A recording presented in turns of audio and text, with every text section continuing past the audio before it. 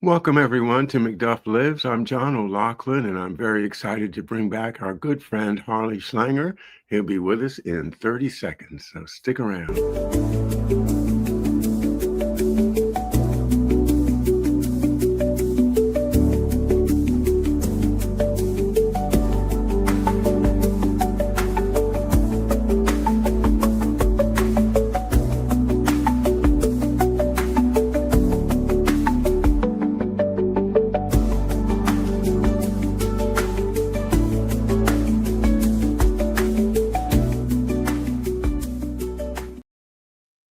And welcome once again. I'm John O'Loughlin. Welcome to McDuff Lives. And wow, I'm so happy to have Harley Schlanger back with us after a brief respite. Harley, how are you today?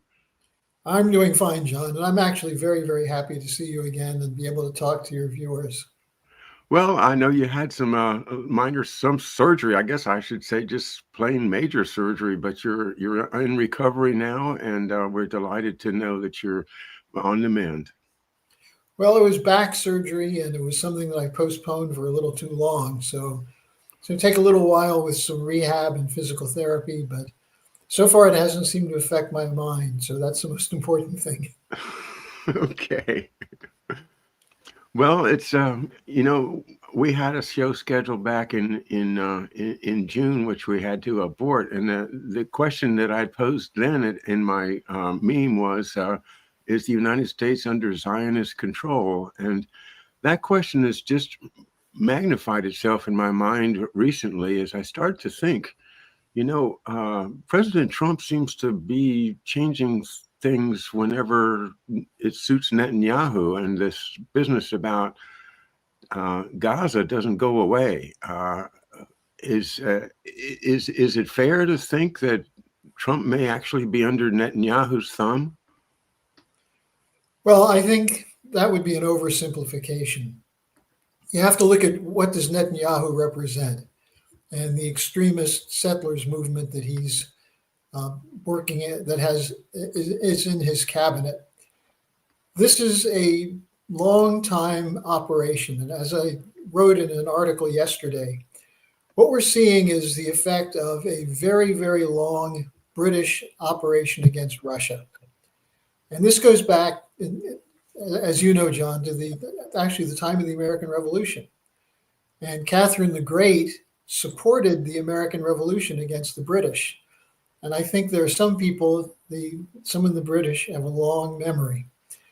But more importantly, they are fearful of what it means if you have an alliance between Eurasian and European states, especially if the United States is part of that alliance.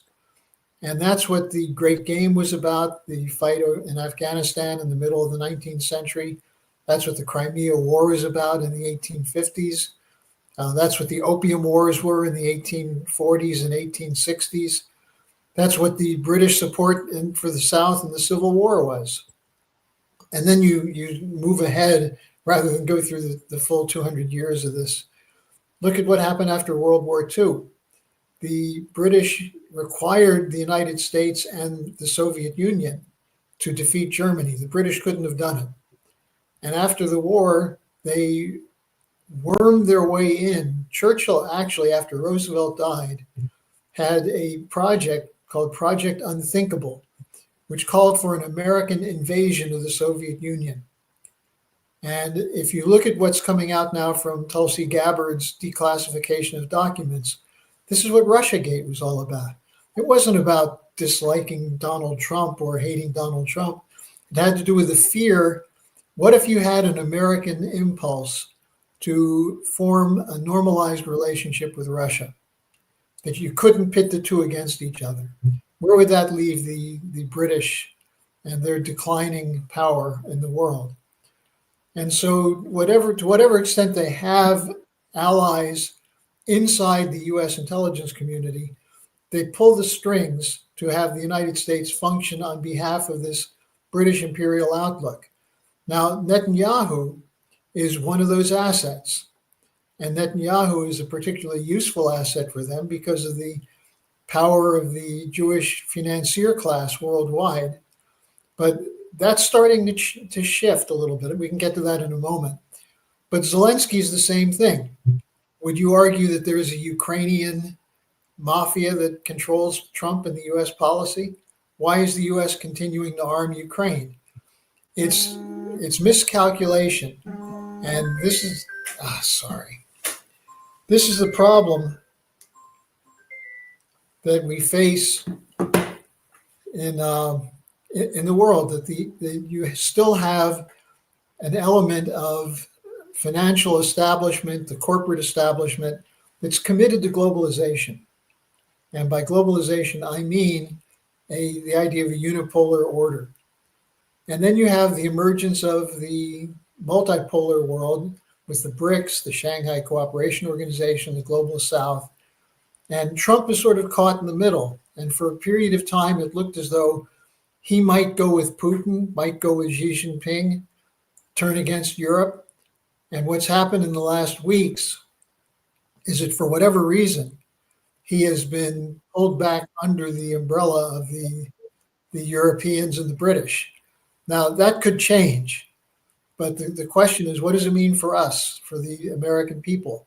We have to fight for an alternative system that recognizes the legitimate security concerns, not only of Russia, but of every nation. And that's what the Schiller Institute's trying to do. I think if Trump were to come to his senses, he wouldn't send out tweets threatening to deploy submarines against Russia. But that's the world we live in. Well, I want to get back to the question of does Zionism control U.S. policy? And with that background that you've given, then it follows then that the British control the Zionist policy, and therefore ultimately the buck stops in London for all of this mess, and that includes the genocide in Gaza, and that's a tough sell to Americans. We've been Anglophiled, for 150 years now, with our media basically controlled by people who are going to favor the Anglophile path or narrative. So, but what I was thinking was, if GCHQ tells Netanyahu, you're gonna take all of the land in Gaza right now, or else, and so Netanyahu's okay, we're gonna take all the land in Gaza, or else, and then let's start all of this horrible military action with shooting kids and just horrible stuff that they're doing. And so far, Britain isn't taking the blame for it at all. It's the United States that's taking the blame for it because we send the weapons. But ultimately, if I were, following the hardline Israel, from Ben Gurion to now, no matter what, Israel has got to win. I would have planted suitcase nukes all over Washington, D.C., and basically told the people in Washington that this is a nice city, you don't want to lose it. So here's what you're going to do. Am I crazy? Or to me, that seems like what they would do if they wanted to really control us. Whether it's the hand, ultimately is extended from London or from Jerusalem, it's still, to me, the power of a suitcase nuke in the basement of the Capitol is pretty awesome. What do you think? I think they have suitcase nukes in the head of most of the Congress. I think you cannot underestimate the degree of delusion and self-delusion in politics. And the British are experts in this. I was just talking with some friends the other day about a project we did in the early 1970s, looking at the Tavistock Institute, which is a behavioral psychological warfare center. And the Brits pioneered this. There's William Sargent's book, The Battle for the Mind, is a perfect example of this. How do you create an alternative reality that becomes compelling. Now, I'll tell you why I say that you have to understand that it's not the power of Israel itself. And I'll say something very controversial right now. As someone who's been called an anti Semite because I don't support Zionism, I differentiate between the Jewish religion and the Zionist state, the ethno state. And Zionism was largely a creation of the British oligarchy. And it was used during the 1830s, 1850s. They had something called the Palestine Exploration Fund. It was actually looking for sites for the British oligarchy to move. And who was the head of it? It was the person who became King Edward, the son of Queen Victoria, Prince of Wales. Now, the mythology goes back to the Middle Ages, but there's a belief among some in the British establishment that Jesus and Mary Magdalene had a son. And that son became the founder, essentially, of the British Empire. And this is if you may remember a book from the 70s, Holy Blood, Holy Grail, which there's also Dan Brown's books. So there's a whole bunch of this. Okay, Dan Brown stuff I got a handle on it. I haven't read it, but I understand the general idea. But no, I never heard that they had a son, maybe because I didn't read Dan Brown. Well, this is this is the mythology that's created. I don't believe it, but I do believe. I mean the story. Just I had never heard the story. But some of them actually think that they're better. And if you think about what is Christian Zionism, yeah, it's that there are certain elect who, because of their beliefs, are going to be saved when the Battle of Armageddon comes. What's key to the Battle of Armageddon? Destroy the Jews. You get all the Jews to Israel, they become the force that leads the fight in the Battle of Armageddon. And the ones who accept Jesus survive. And I think the number, according to this, is 144,000. Other than that, all the rest of the Jews die in the Battle of Armageddon. Now, the Israeli public, most Israelis don't believe that, but they do believe that they have a special right because of the survival from the Holocaust, that they have a right to kill, to defend themselves. And that's why you see in Israel now finally breaking down this idea that you can't say that the Israelis are committing genocide because genocide is what's done to Jews, not what Jews do. And you have this victim mentality that's deeply ingrained. And I'm saying this as someone who's in contact with a lot of Israelis, including people who 2 months ago were still defending the Netanyahu policy, and now all of a sudden are making a shift with that and saying Israel is committing genocide. And this includes the former Speaker of the Knesset, Avram Berg. It includes one of the leading journalists in Israel, Gideon Levy. There's a whole grouping that's emerging. And what they're talking about is really fascinating, John. Did you get a chance to read the article I wrote about the Iron Wall strategy, the Israeli defense strategy? I did. I'm pretty sure I sent it to you. I read it, and it's been about 6 or 7 weeks, so you'll have to refresh me. Well, it basically points out that the Balfour Declaration was a fraud. At the time, there were 60,000 or so Jews living in Palestine, among 600 to 700,000 Palestinian Christians and Muslims. How could the British suddenly decide that this is a territory based on their interpretation of the Bible that should be a Jewish state? And so they created this at a point at which the Jews who were being oppressed in Eastern Europe, Russia, and elsewhere didn't want to go to Palestine. They wanted to come to the United States, like my relatives. And 2.5 million people, Jewish refugees, came to the United States during the period of the early 1920s. Now, they didn't go to Palestine because Zionism was not part of the religion. But what happens then after the Holocaust? People had nowhere to go. And the idea was put forward that Palestine was a land without people for a people without land. That was the slogan. And so, what do you do with the Arab population that already lives there? Well, there were some who said we can be a democratizing force, we can help uplift them. But that was a minor grouping within the Zionists. Most of the Zionist leaders were Eastern European Jews, and they believed that they survived with a higher mission.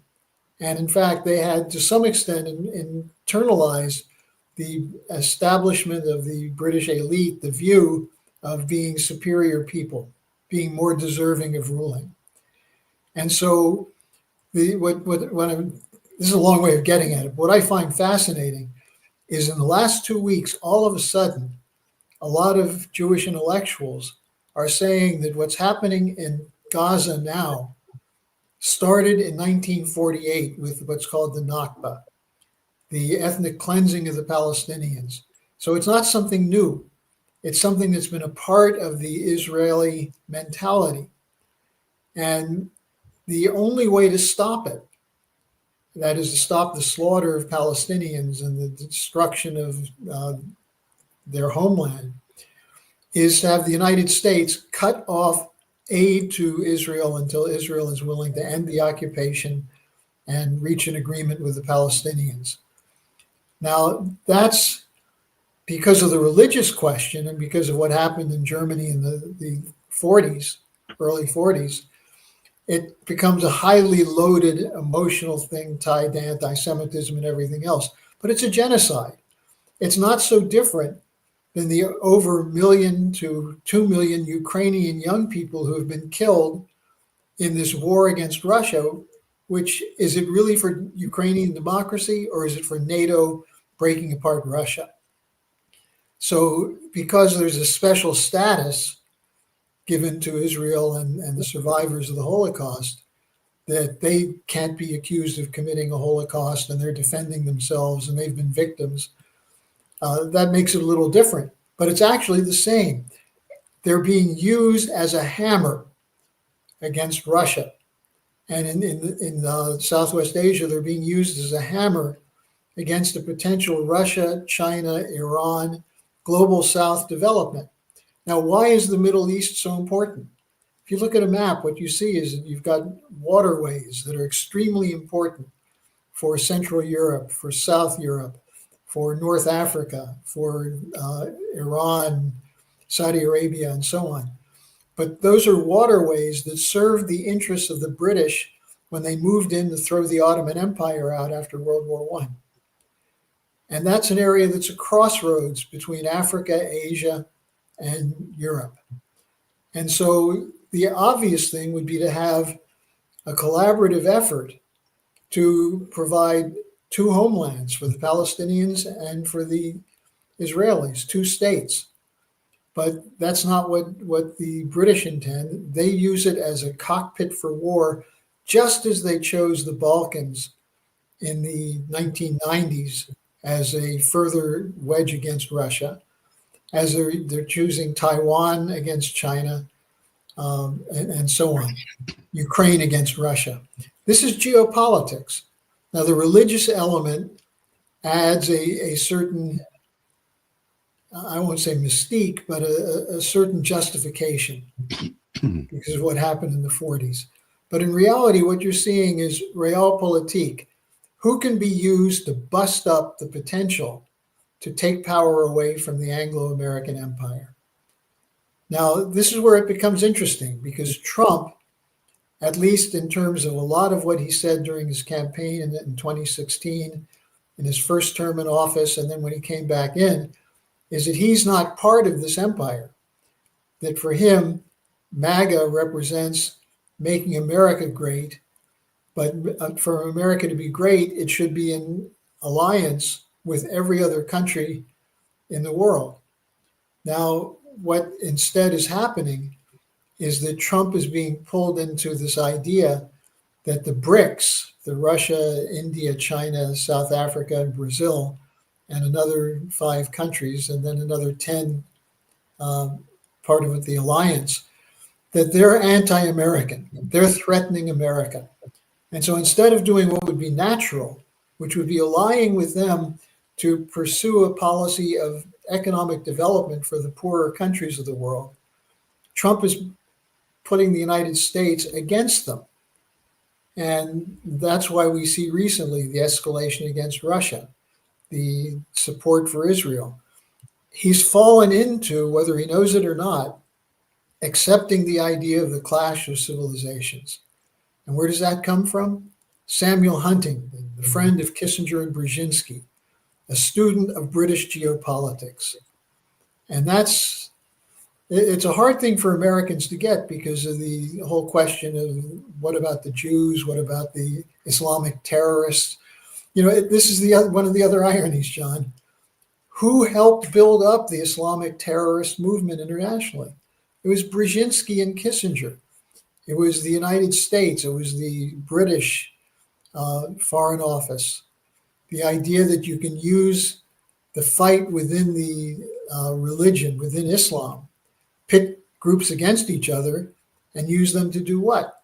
Carry out targeted attacks so that you keep the chaos going, keep the wars going. And who benefits from that? The establishment through its military industrial complex and through its ability to control credit and trade routes. Order out of chaos. And it's not so complicated if you know some of the history.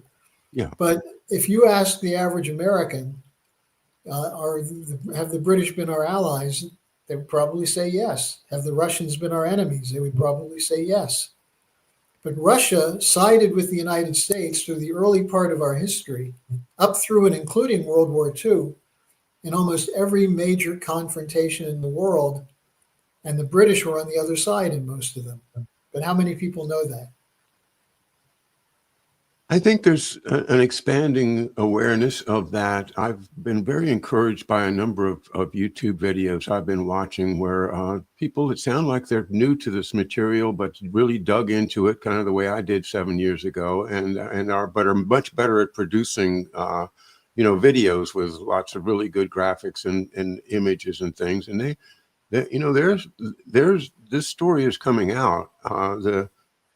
It's just that, the mainstream media is always controlled, is still so completely controlled that anything that's really going to pin things on the British is not going to meet.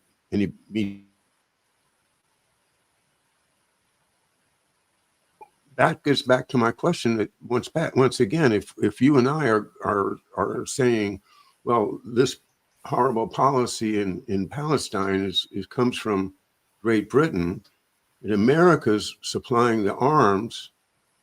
The question is, why is America supplying the arms? Is it just to please the Christian Zionists in our electorate, or all of those congressmen that have Israeli flags outside their door, or is there a stronger force behind the scenes, which is pulling these strings? And does Trump not realize that Britain is the ultimate shot caller for what Israel does? And if he does realize it, what is influencing him not to simply just say, look, Great Britain, this is your puppy, you created it, you fix it? Well, who did that was Dwight Eisenhower. In 1956, when the British and the French and the Israelis invaded Egypt, because they said Nasser was becoming a Soviet communist agent, and Nasser nationalized the Suez Canal, and an invasion was launched, and they pleaded with Eisenhower to support them. And Eisenhower said, this is not our fight. And he told the British that if you don't get out of this war, we're going to dump all the pound notes that we're holding, which would have caused a financial crash in Britain. And so the British pulled back. And it was at that point that the British came to terms with the fact that they were no longer the strongest military power in the world. Now, Eisenhower's view was largely internalized by John Kennedy, and the two of them were actually influenced by Franklin Roosevelt, because Roosevelt had an idea that after World War II, and he said this to Churchill, and it's in the book of his son, Elliot Roosevelt's book, As I Saw It. He said that when Churchill was living for a period of time in the White House and would have dinner with them every night, they'd have these arguments. And the argument was, what's going to happen to the British Empire after World War II? And FDR was explicit. He said, never again will American boys and soldiers be sent to die to defend the British Empire. And Churchill turned purple and was furious. But when FDR died, and we just now, last week was the 80th anniversary of the Potsdam Conference, right here where I live. And what was the Potsdam Conference? Well, Roosevelt was gone. Truman was there.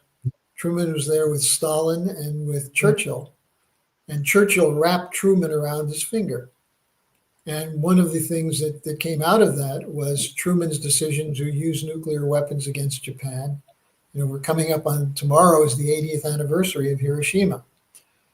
So the United States was pulled, and it wasn't just Truman. Truman was a very little man. But who was around him? We had the Atchison, you had the Dulles brothers, you had a whole crew of these Anglo-American law firms and bankers who were waiting for FDR to go so they could take over and make policy. But you still had Eisenhower, you still had Kennedy, you had a whole section of honest patriots in the US military.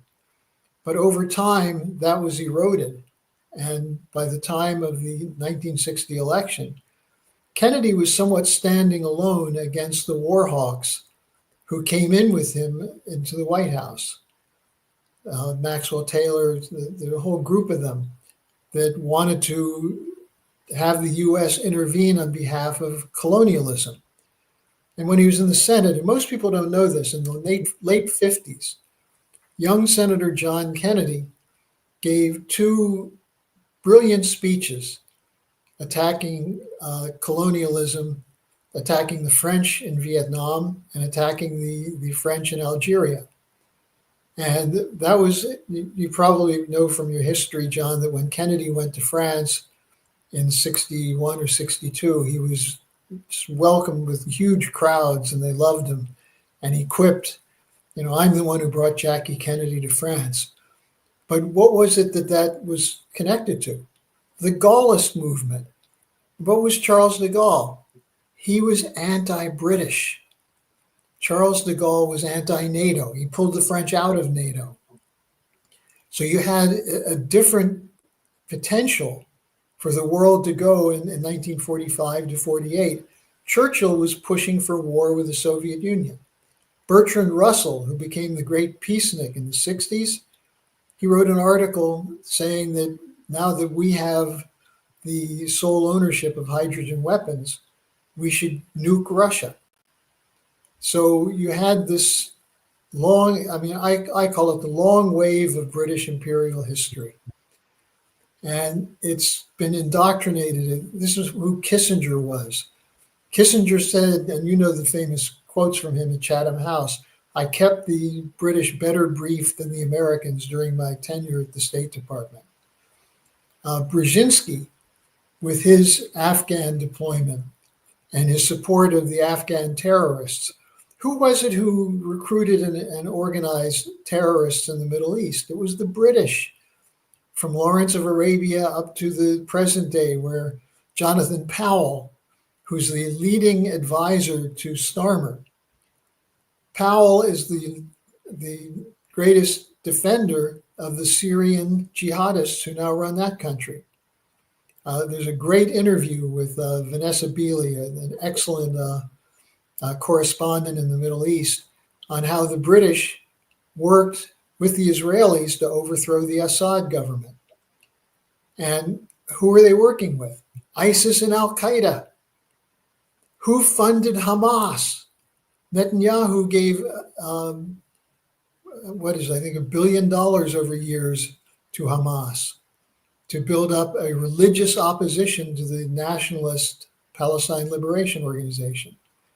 So, you know, you look at these things and you cut away the profiles, the left-right profiles that most people have, And what you see is that there was a consistent policy of the British to support color revolutions, to support so-called democratic movements to overthrow governments that didn't want to go along with the British. It's still going on.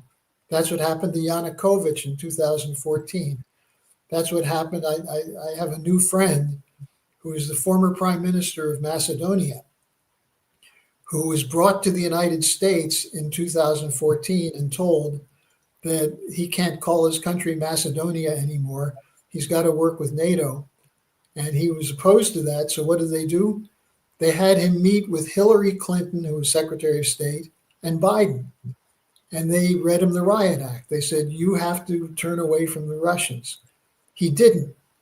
And when he got back to Macedonia, the US ambassador was standing outside his presidential office, handing out leaflets attacking him as a corrupt figure. So, the stories are there to be written. But the fight in the world is this fight between oligarchy and republic. Absolutely. You mentioned, of course, Charles de Gaulle and the assassination effort against him by the French OAS, which has been connected by many people to the kind of underground far right movements in America, like with General Charles Willoughby and Arthur Trudeau and General Walker in Dallas and these guys. You probably are familiar with the idea of the Yankee Cowboy War. That was Carl Oglesby's idea, that there's this Yankee group centered around northeastern liberals in California, and then the cowboys are the Texas oil men and the people that want to go west and into Asia, as opposed to the people that want to go back into Europe and involve us there. But tying that back with the assassination attempts on de Gaulle and the assassination of the Kennedys, it is very well covered, but from what you're saying, all of this emanates ultimately from London. Well, Operation Gladio is one of the assassination bureaus. And this was in part the stay-behinds, the Nazis from the intelligence like Galen and others, who were recruited personally by Alan Dulles out of Switzerland and funded by the United States and the British. This was a NATO project. And remember, what was NATO in its original inclination? The British Lord, Lord Ismay, who was the first Secretary General of NATO, said the purpose of NATO is to keep the United States in Europe, the Russians out, and the Germans down. Now, we're seeing something along those lines, although there's a slight variation, which is that Germany wants to be a player in the Anglo-French military alliance. And so you have Merz, what's Merz's background? I mean, it couldn't be more obvious. It's as though it's being scripted by someone in Hollywood. BlackRock. He was the head of the largest trust fund in Germany that was handling the money that was building up Germany's presence inside NATO. And now Merz is the biggest supporter of the Ukraine war. He's talking about still providing Taurus missiles, the cruise missiles that have the range to hit Moscow, provide them to the Ukrainians. And Pistorius, who's the defense minister, just gave 2 Patriot anti-aircraft systems to the Ukrainians. So you have this German group as part of the NATO deployment, which is committed to what? Remember what Lloyd Austin said the whole purpose of fighting in Ukraine is? To weaken Russia. Why do they want to weaken Russia? Well, look at what happened after the fall of communism. we should have welcomed that as an opportunity to reintegrate Russia into Europe. And that's what James Baker said, who was the Secretary of State under Bush. And then when Clinton came in, he said the same thing. He talked about the partnership for peace. Let's bring Russia in to Europe. But at the same time they said that, they were planning two things. One, the eastward expansion of NATO, which became the fighting point in the end of the 90s and the first decade of the 2000s, the Bucharest Conference and so on. And secondly, the idea that you would have shock therapy economic reforms to liberalize Russia, to decommunize Russia. What was the effect of the so-called shock therapy? It was to create an oligarchy of old KGB operatives working together with British and American bankers to loot Russia. And in the 90s, Russia had a profound demographic crisis. The life expectancy of Russian males fell by 6 years between 1992 and 1999. What changed? Putin came in 1999, 2000, and you had a resurgence of Russian nationalism. But this was a targeting operation. And, you go back to de Gaulle. De Gaulle's idea was that the European common market could be an alliance of the fatherlands, an alliance of sovereign nations that would have trade agreements that would facilitate more trade between them, take away some of the onerous passport and visa requirements. But it wasn't that you give up your national sovereignty to a phony entity called the European Union. And that's why the Gaullists, to the extent they still remain in France, are fighting against the European Union. So, I can go through this fight, nation by nation, what's been going on. I've fortunately, through my association with Lyndon and Helga Zeppler-Rouch, I've had a chance to meet people in a number of the European countries who were part of the de Gaulle conception, including the emergence in Germany now of what I would say is the better wing of the Alternative for Deutschland. They're not right-wing neo-Nazis. They're people who want to have trade with Russia, trade with China. They see nothing wrong with Germany being a sovereign nation. Merz is basically saying Germany will be sovereign to the extent it merges with the so-called E3, France, Britain, and Germany, as a military alliance against Russia. The economic background where all this is going on, I guess I wanted to ask you about that. For instance, the euro. I mean, what's the future of something like the euro when we see, and President Trump's real objection to the BRICS is, at least what he says, is that it's threatening the dollar. It puts the dollar in danger. So I'd ask you your opinion on whether is the dollar really in danger, and if so, from where? Is it from the BRICS, or is it from our own internal foolish policies, or is it because of the fight with the Fed? Do you agree with me that we'd be better off without a Fed? But because it looks to me to be completely unconstitutional, a fourth branch of government created by Congress without amending the Constitution.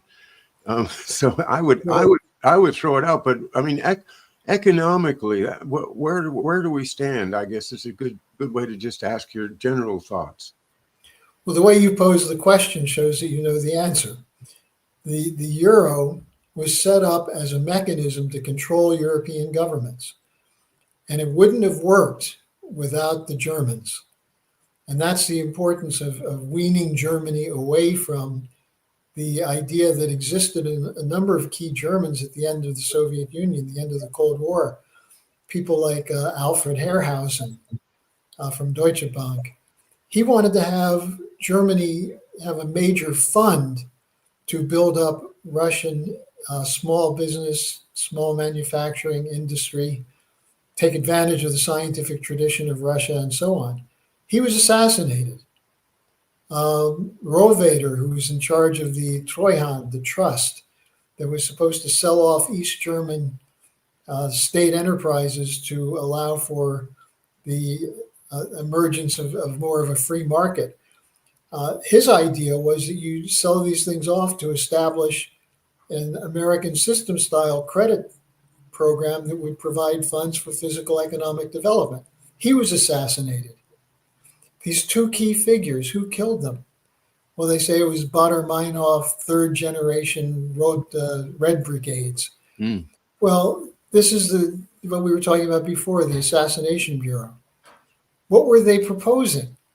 They were proposing that you have what de Gaulle talked about in the original common market, which is certain agreements that cut through red tape and trade barriers, but you still have sovereign nations controlling their credit system and their monetary system.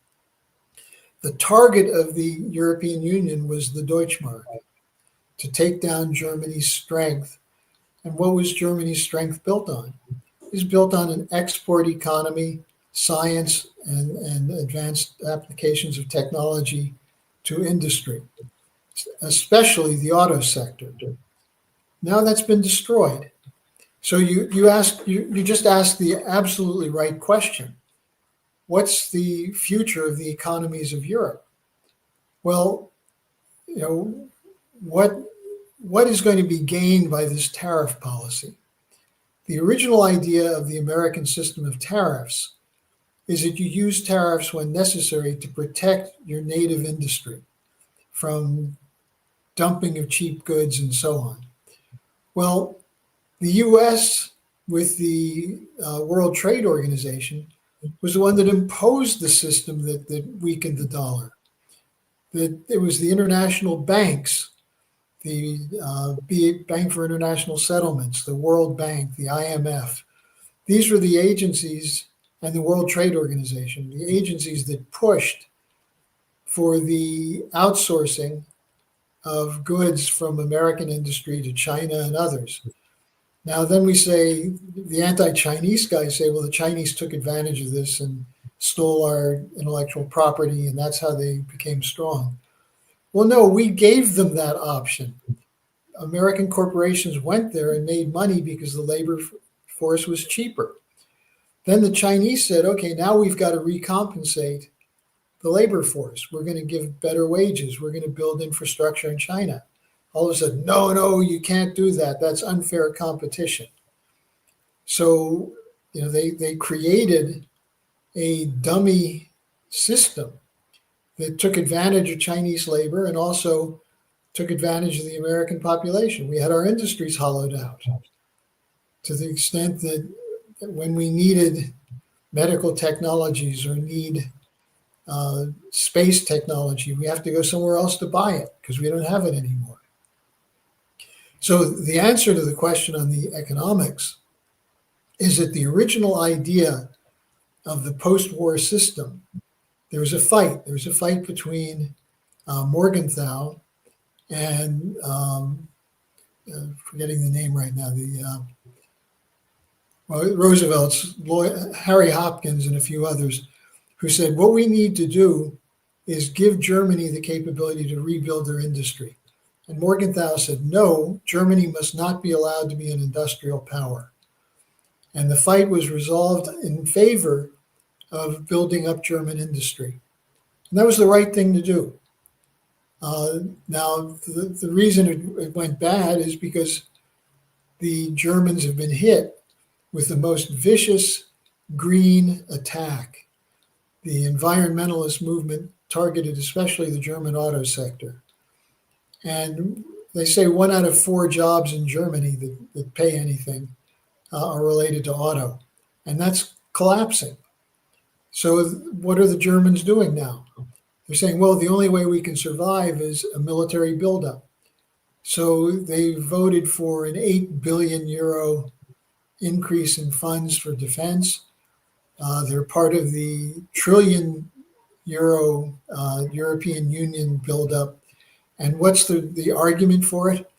Russia intends to attack all of Europe by 2027, 2028, at the latest 2030.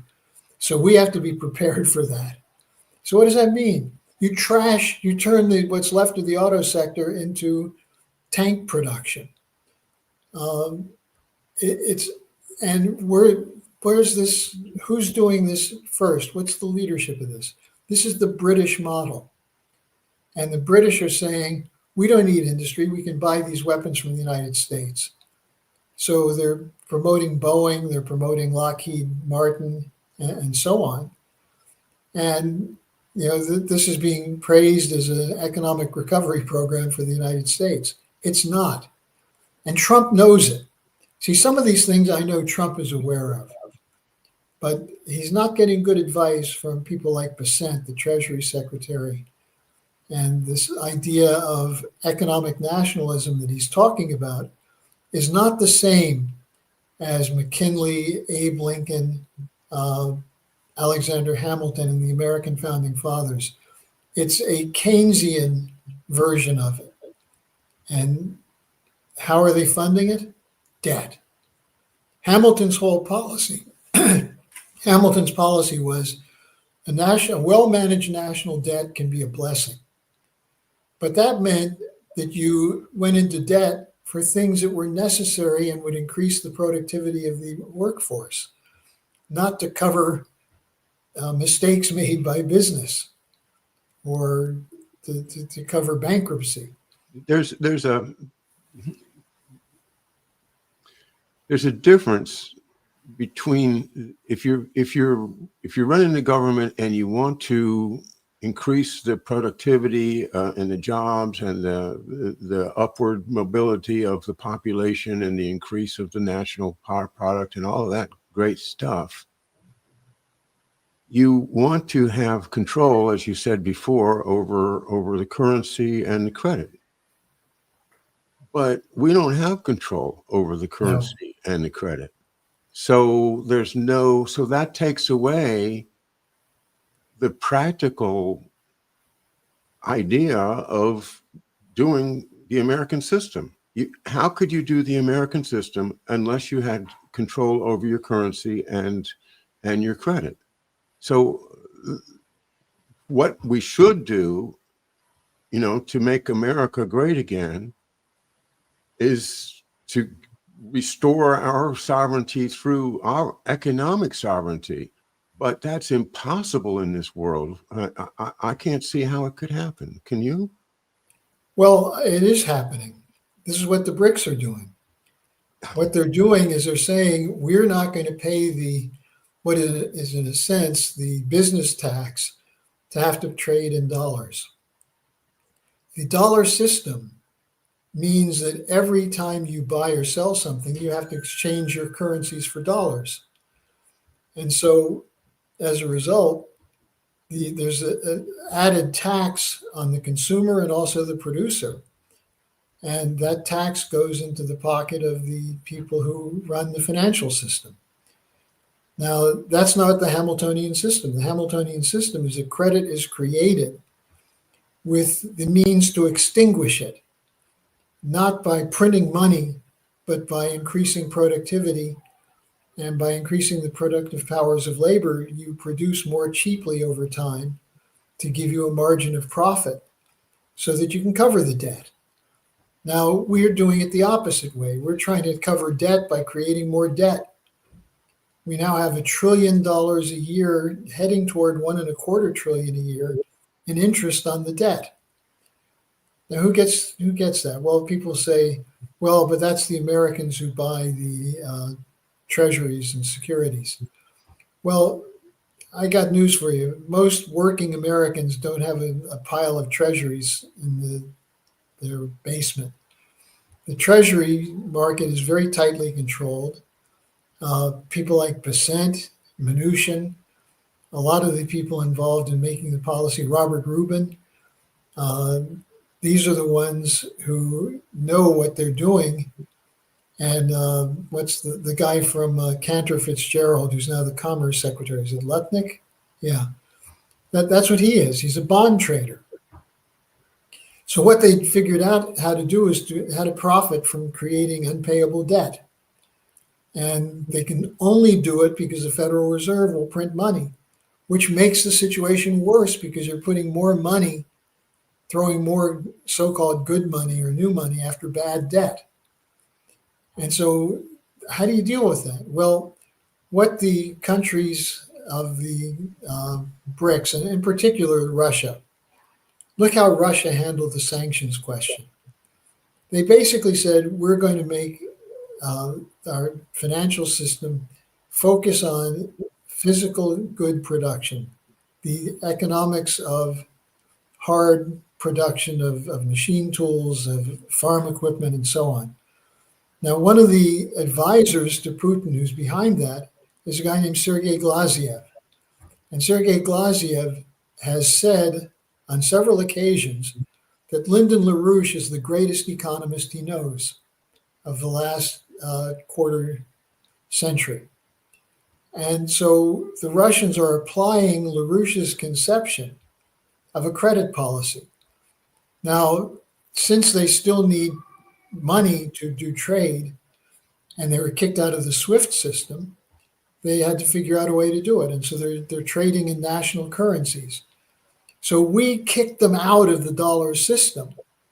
And now we're saying they're wrecking the dollar system, when in fact it's the creating debt to pay debt of the Federal Reserve, which is the cause of the collapse of the dollar. So there are two things you can do. One is you can freeze the debt and reorient the financial system to credit for physical production. That's one of the things the BRICS and the Global South are doing. In the meantime, since they still need money, they're trading in national currencies. Now, that's a survival mechanism. And when Trump went berserk against India the other day, Modi very calmly said, no, we're doing what we need to do for India. Isn't that what America first means? You take care of your country. And so I think internationally we're seeing a shift away from this Keynesian funny money speculative system. But in the meantime, most Americans, to the extent they have enough money to survive, are dependent on this system, which is actually the cause of long-term bankruptcy. And so we've got to bite the bullet and shift. And that can be done because we still have a physical economy that hasn't been completely destroyed. But if we do go back to physical goods production, you know where the problem will be, John? We don't have a big enough skilled labor force, which means more immigration.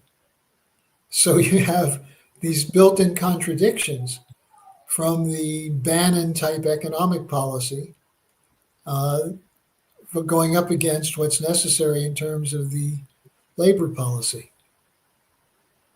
That's so interesting. You know, we live in a relatively small county in Maryland, and my wife worked for economic development in that county for her career. And one of the things that people just don't see is that in order to attract the higher end shops or the business that's going to employ people above minimum wage, you've got to have a skilled workforce. Yeah. And, you know, a lot of credit to our community college and its past president, Brad Gottfried, who is a friend of ours, that they were building up, you know, technical centers to learn how to do things that produce things, you know, how to make things that make things, how to have a real economy. And, you know, for you to say that that's a national problem, yes, and it's getting worse, I'm sure, as our education just veers off into la la land. I wish I knew how to summarize a way out of this, but I can't see it right now because we're all stuck to the dollar. And if we tried to create a new currency, I mean, forget Bitcoin and all that stuff. It just looks like a place for people to park money while they're laundering it. I mean, I don't know, if you had $100 to invest right now, would you put it in Bitcoin, the US dollar, gold, BlackRock? Well, Lynn used to raise the question, if you had $10,000 to invest and you needed to make a profit, would you put it in a steel mill or in running a brothel? Now, you'd probably get more money from a brothel, but look what it does to the community. And you have to have a certain morality that's connected to physical economy, which is you're building for the future. And instead, we're so oriented toward momentary pleasures. And so many Americans have lives that if they really reflect on it, they feel that there's no future, it's miserable. So I might as well get a little bit of money and spend it for the things that I like. Now, that's why the Epstein case is so important, because why are people more interested in the Epstein list than they are what Tulsi Gabbard's producing? Gabbard is showing that the U.S. intelligence community was corrupt. It was immoral. They lied. They did things that they knew would threaten U.S. security to try to stop Trump from normalizing relations. And this is being pumped out every single day, and the media is ignoring it. And instead, they're chewing over the old bits about the Virginia Joffrey and her discussions of the underage sex. Look, my point is that the idea that the Gabbard case is being used to distract from the Epstein story, no, they're the same thing. They're how you can corrupt people and get them to do things that are bad for themselves and the country. And partly what we need to do is get the story out. And we're producing a white paper that goes through how what happened with Russiagate was run by the British. And so that'll be available soon. People can go to our website and get it. It's going to be quite compelling about what was really behind Russiagate. Fascinating. Well, I'd like to spend an hour talking about Tulsi Gabbard and Epstein and all of the other fascinating topics that you could enlighten us about, Harley. But we've spent an hour already. It's been Goes fast. It's been fast, and it's been a real pleasure for me. Thank you so much. We'll do it again soon because these things aren't going away. That's for sure. All right, Harley Schlanger, the LaRouche Organization, and the Schiller Institute. Thank you so much again, and have a great afternoon or evening wherever you are. Bye now.